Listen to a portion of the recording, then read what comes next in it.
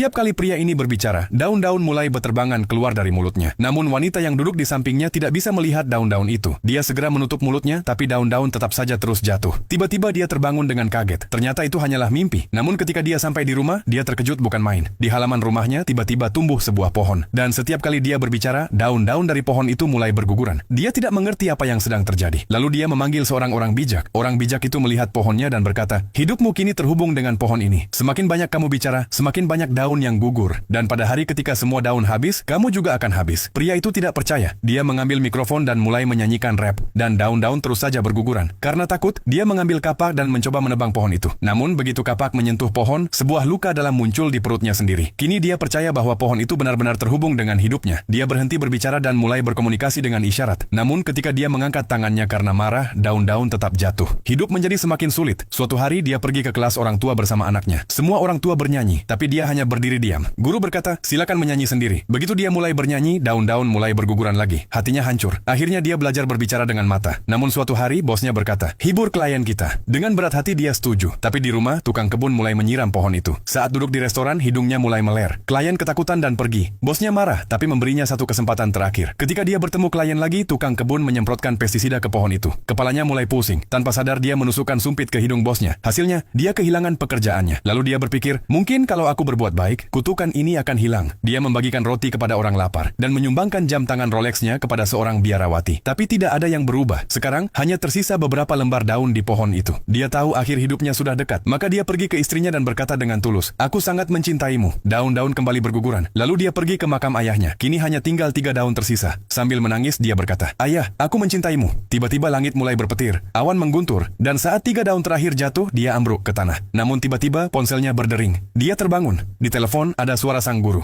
Dia berkata, "Pohonmu kini telah kembali dipenuhi daun-daun." Kenapa? Bagaimana bisa? Mungkin karena 1000 kata tidak berarti dibandingkan satu kata yang paling tulus itu, cinta.